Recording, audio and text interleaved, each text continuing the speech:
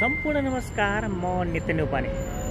आज म Saudi अरेबियाको all Qasim क्षेत्रमा छु, जहाँ चाहिँ आज बिहान एउटा इन्सिडेन्ट हामीले थाहा पायौँ।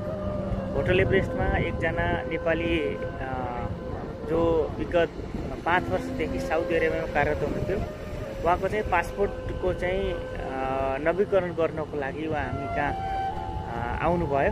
त्यस पछाडि ल्याएर थाहा भयो उहाँ 4 वर्ष पहिला ठुलो एक्सिडेन्ट भएर चाहिँ बाल बच्नुभएको रहेछ, जहाँ उहाँले चाहिँ एउटा हात र दुईटा खुट्टा गुमाउनु भएको रहेछ इलेक्ट्रिक हाई टेन्सन लाइनमा इलेक्ट्रिक सर्ट भएर चाहिँ, होइन। उहाँलाई देखिसके पछाडि हाम्रो सबै होटल एभरेस्टको टिम लगायत भक्त सर जो आज मात्र नेपालबाट साउदी झर्नुभएको छ, नेपाली राजदूतावास रियादका कासिम प्रतिनिधि सहितको टोली चाहिँ हामी आएर उहाँलाई फिल्डमा भेट्न गइरहेका छौँ। त उहाँसित कुराकानी गर्दाखेरि के भएको तपाईँहरूलाई सम्पूर्ण जानकारी चाहिँ हामी उहाँकै मुखबाट सुन्छौँ।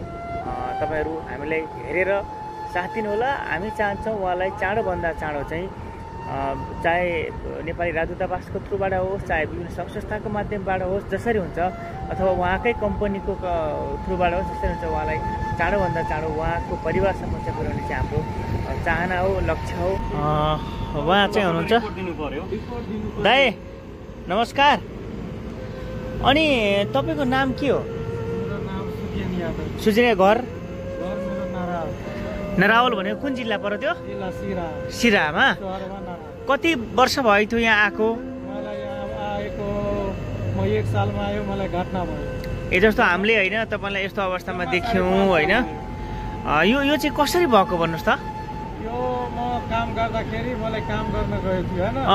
रातिमा कहाँ गयो, अरू साइडमा गर्दै थियो। काम चाहिँ के जस्तो के अरे बिल्डिङ कन्स्ट्रक्सनमा माल हाल्ने? रोड लाइन भनेको यो ड्रेनहरू बनाउने, इलेक्ट्रिक वायरहरू ओछ्याउने।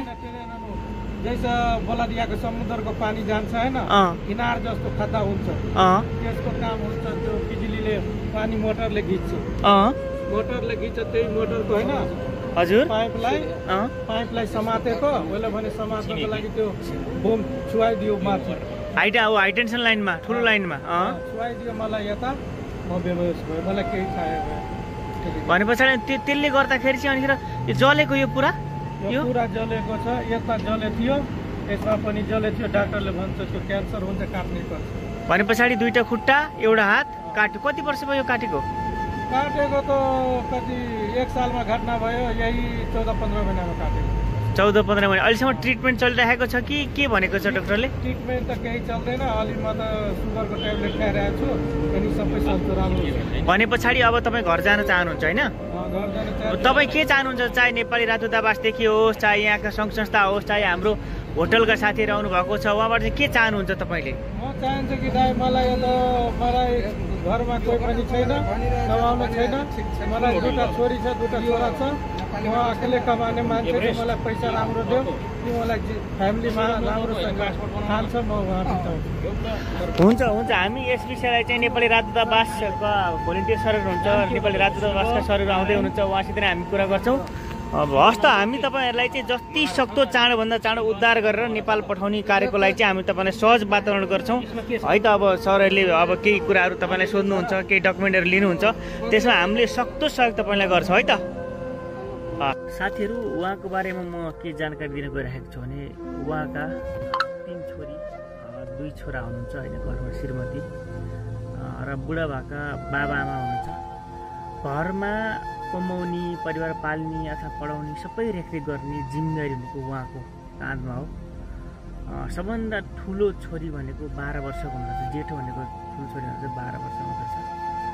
उहाँको यो हालत चाहिँ परिवारलाई राम्रो गरौँ, परिवारलाई अझ व्यवस्थित बनाऊँ, बच्चाबच्चीलाई पढौँ भनेर चाहिँ आफ्नो देश छाडेर परदेशमा आउँदाखेरि यस्तो भवितव्य हुन गयो, ताकि उहाँको यो इतिहास खेल्ने संसार चाहिँ एकदम तबाह भएको छ, होइन। उहाँलाई हामीले सकेसम्मको सबै चिजहरू दिन नसके पनि उहाँको घाउमा मलम लाउने चाहिँ हामी हाम्रो तर्फबाट प्रयास रहनेछ। तपाईँहरूले पनि यदि सक्नुहुन्छ अथवा हैन सङ्घ संस्थाहरू होस् अथवा नेपाली राजदूतावासहरुसँग हामी कुरा गर्छौं, उहाँलाई घर पुर्याउने कुराहरूको विषयमा चाहिँ सबैजनाले सहजीकरण गरिदिनु होला। यति भन्दै म नेत्र न्यौपाने हजुर समक्षबाट बिदा हुन्छु। हस्त धन्यवाद, नमस्कार। विदेशको ठाउँमा सबैजना सचेत भएर ध्यानपूर्वक हैन काम गर्नु होला, बस्नु होला, त्यस्तै तरिकाको खानपिन खानु होला, आफ्नो ख्याल राख्नु होला। हस्त धन्यवाद।